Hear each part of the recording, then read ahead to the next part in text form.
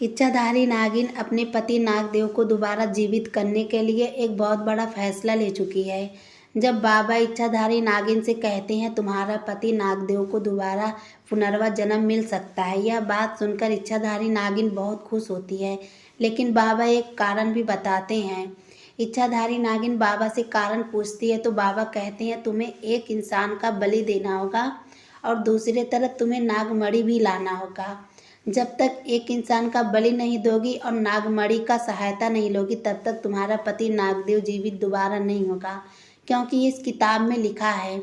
इच्छाधारी नागिन बहुत ज़्यादा खुश होती है और बाबा से कहती है बाबा आप अपना अगला का काम शुरू करिए। मैं इच्छाधारी नागिन हूँ और भोलेनाथ बाबा का तपस्या करूँगी। उसके बाद मैं नागमणि हासिल करके आपके सामने लेकर आऊँगी।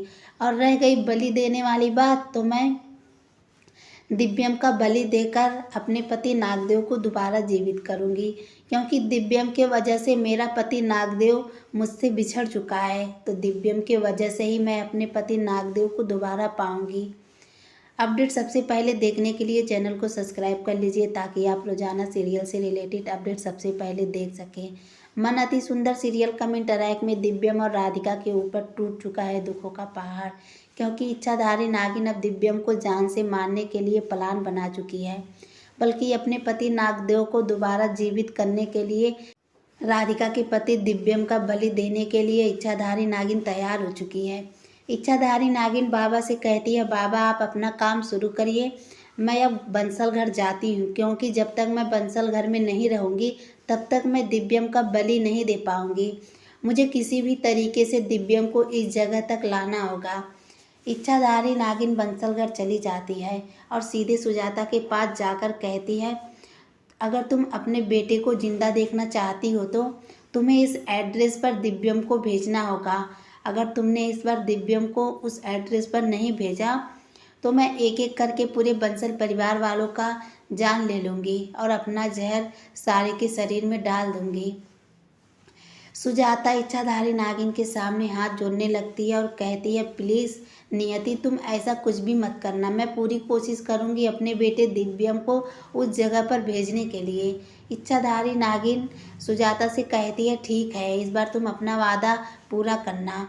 इच्छाधारी नागिन के मन में थोड़ा थोड़ा डर भी रहता है कहीं इस बार भी इच्छाधारी नागिन अपने पति नागदेव को जीवित करने के चक्कर में दिव्यम का बलि न दे पाए।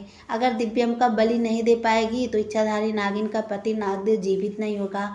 इच्छाधारी नागिन बहुत ज़्यादा परेशान रहती है। इच्छाधारी नागिन को कुछ समझ नहीं आता है, लेकिन फिर भी इच्छाधारी नागिन अपने मन में एक उम्मीद की किरण जगाए रहती है कि मुझे किसी भी तरीके से दिव्यम को उस कुटिया तक ले जाना होगा और उसका बलि देकर मेरे पति नागदेव को दोबारा पुनर्वा जन्म करवाना होगा।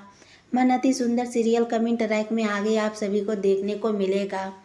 सुजाता तो तैयार हो जाती है अपने बेटे दिव्यम को उस जगह पर भेजने के लिए, लेकिन एक तरफ राधिका का मन बहुत बेचैन होता है। राधिका को कुछ समझ नहीं आता है। इच्छाधारी नागिन अपने पति नागदेव को जीवित करने के लिए एक बहुत बड़ा प्लान सोच लिया है। इच्छाधारी नागिन भोलेनाथ बाबा के मंदिर में जाकर नागमणि प्राप्त करेगी। भोलेनाथ बाबा की कृपा से दिव्यम का बलि देकर इच्छाधारी नागिन अपने पति नागदेव को दोबारा पुनर्वा जन्म करवाएगी, क्योंकि इच्छाधारी नागिन के बाबा कहते हैं मुझे एक भोलेनाथ बाबा के चरणों से किताब मिले हैं। उस किताब में लिखा हुआ है तुम्हारे पति नागदेव को दोबारा जीवित कर सकते हैं, तुम्हारे पति नागदेव को दोबारा जन्म मिल सकता है। इच्छाधारी नागिन यह बात सुनकर बहुत ज़्यादा खुश होती है। इच्छाधारी नागिन सोचती है जब मेरे पति नागदेव द्वारा जीवित हो सकते हैं तो मैं अपने पति नागदेव को लेकर यहाँ से बहुत दूर चली जाऊंगी। बाबा इच्छाधारी नागिन से कहते हैं लेकिन एक बहुत बड़ा समस्या है, आज हमें तुम्हारे पति नागदेव को दोबारा जीवित करने के लिए एक इंसान का बलि देना होगा, उसके बाद ही तुम्हारा पति नागदेव जीवित होंगे। इच्छाधारी नागिन कहती है ठीक है बाबा, मैं दिव्यम का जान लेकर अपने पति नागदेव को दोबारा जीवित करूंगी, क्योंकि दिव्यम के वजह से मेरे पति नागदेव का मृत्यु हुआ था। अब मैं दिव्यम को जान से ही जान को वापस लाऊंगी। बाबा इच्छाधारी नागिन की बात सुनकर कहते हैं, एक समस्या और भी है, हमें नागमणि की जरूरत लगेगी। नागमणि की मदद से हम तुम्हारे पति नागदेव को दोबारा पुनर्वास जन्म करवाएंगे। इच्छाधारी नागिन कहती है, बाबा मेरे पास तो नागमणि नहीं है, लेकिन फिर भी मैं भोलेनाथ बाबा के पूजा करूंगी, उनका तपस्या करूंगी और मैं नागमणि दोबारा प्राप्त करूंगी। इच्छाधारी नागिन अपने पति नाग देवता को जीवित करने के लिए हर एक मुश्किल से लड़ने के लिए तैयार है। अभी तो फिलहाल बंसल घर में दिव्यम और राधिका एक दूसरे से प्यार भरी बातें करते हैं, लेकिन यह पल उन दोनों के लिए आखिरी पल था।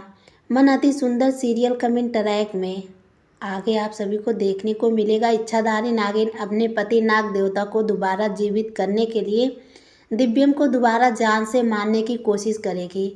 इच्छाधारी नागिन उस जगह पर लेकर जाएगी जहां पर दिव्यम का बलि दिया जाएगा।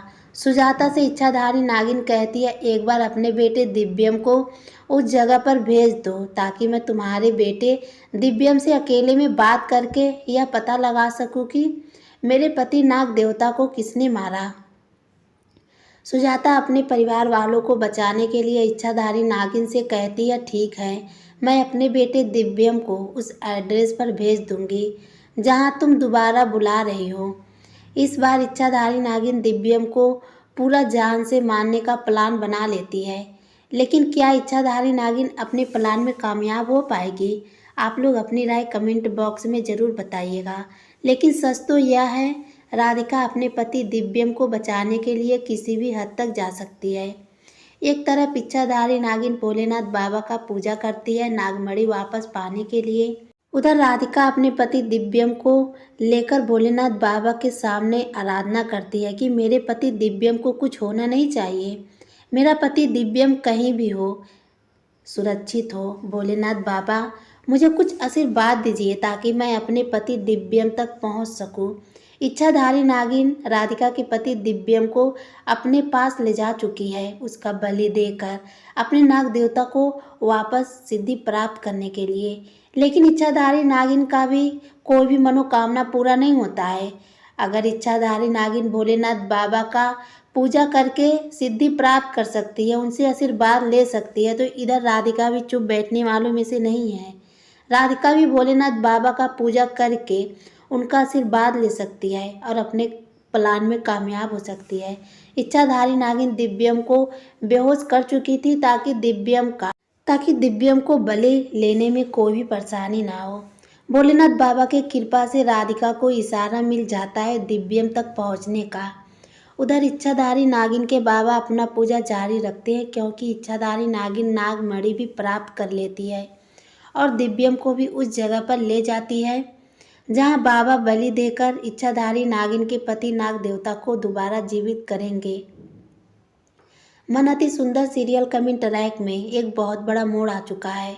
दिव्यम और राधिका के ऊपर दुखों का पहाड़ टूट चुका है क्योंकि इच्छाधारी नागिन इस बार दिव्यम को जान से मारने के लिए पूरा प्लान बना चुकी है। जब इच्छाधारी नागिन दिव्यम को लेकर बंसल घर से चली जाती है, उसके थोड़ी ही देर के बाद राधिका को बहुत बेचैन रहता है अपने पति दिव्यम को लेकर, इसलिए दिव्यम भी राधिका की गाड़ी पीछे पीछे जाने लगती है जहां पर इच्छाधारी नागिन नियति दिव्यम को लेकर जा रही थी। दिव्यम को तो फिलहाल पता नहीं था जो इंसान उस एड्रेस पर ले जा रहा है वह कोई और नहीं बल्कि बंसल घर की रहने वाली नियति है, बंसल घर की नौकरानी है। राधिका नियति का असली रूप देखकर उसके होश उड़ जाते हैं। जैसे ही नियति दिव्यम को बाबा तक पहुंचाती है और अपने मन में सोचने लगती है, उससे पहले राधिका नियति का असली चेहरा देख लेती है।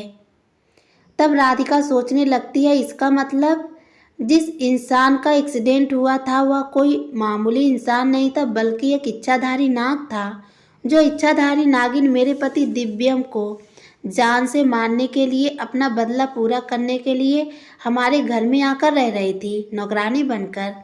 यही सब राधिका सोचकर बहुत ज़्यादा परेशान हो रही थी। इधर इच्छाधारी नागिन का सपना धरा का धरा रह जाता है क्योंकि इच्छाधारी नागिन का राज राधिका के सामने खुलकर आ जाता है। इच्छाधारी नागिन अपना बदला भी पूरा नहीं कर पाएगी क्योंकि सही वक्त पर राधिका अपने पति दिव्यम को बचाने के लिए पहुंच जाती है। उधर बाबा राधिका को देखकर बहुत ज़्यादा परेशान हो जाते हैं, क्योंकि अब उनका जो सिद्धि प्राप्त करना था वह अधूरा रह जाएगा। राधिका अपने पति दिव्यम का बलि नहीं देने देगी। इच्छाधारी नागिन अपने मन में सोचती है, क्यों ना मैं राधिका को जान से मार दूं। लेकिन इच्छाधारी नागिन का कोई भी प्लान सफल नहीं होता है, क्योंकि राधिका अपने पति दिव्यम को उठाने की बहुत कोशिश करती है और भोलेनाथ बाबा से विनती भी करने लगती है। थोड़ी ही देर के बाद दिव्यम को होश आने लगता है। इच्छाधारी नागिन राधिका को देखकर बहुत ज़्यादा गुस्सा होती है, बल्कि राधिका को जान से मारने की कोशिश करती है। लेकिन इच्छाधारी नागिन का कोई भी प्लान सफल नहीं होता है, क्योंकि राधिका के सर पर भोलेनाथ बाबा का आशीर्वाद है, और जिसके सर पर भोलेनाथ बाबा का आशीर्वाद होता है उसके साथ कभी भी बुरा नहीं होता है।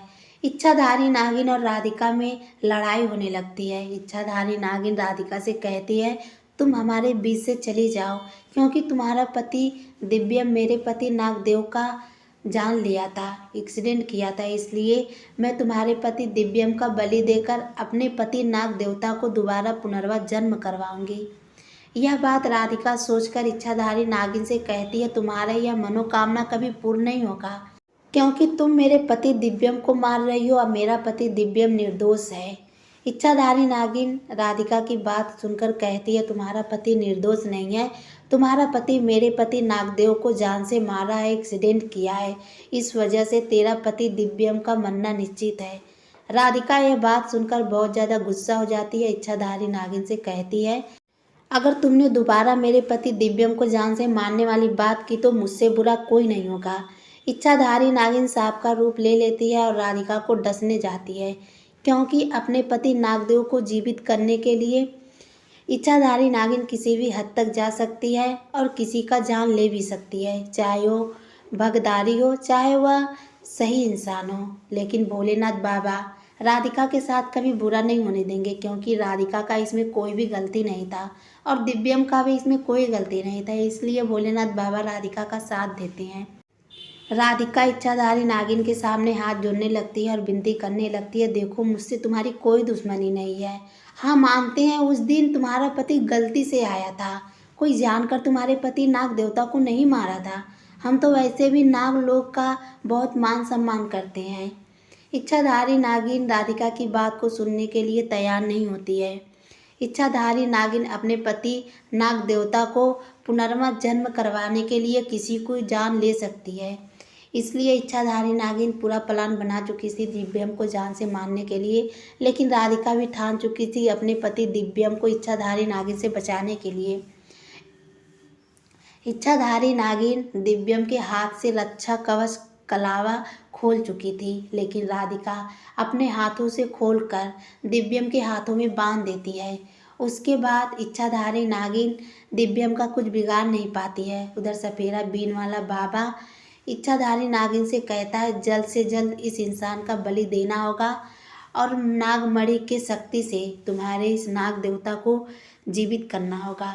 लेकिन इच्छाधारी नागिन जितनी बार दिव्यम को डसने की कोशिश करती है उतनी बार खुद इच्छाधारी नागिन झटका खाकर जमीन पर गिर जाती है, क्योंकि दिव्यम के हाथों में लाल कवच था। इस वजह से इच्छाधारी नागिन दिव्यम को नहीं काट पाती है। राधिका भोलेनाथ बाबा के मंदिर में जाती है और उनके पास से एक त्रिशूल लेकर आती है और कहती है, अगर मेरे पति दिव्यम के नज़दीक कोई भी आया तो मैं खुद उसकी जान ले लूँगी, क्योंकि इस बार इच्छाधारी नागिन के ऊपर राधिका बहुत ज़्यादा गुस्सा हो जाती है।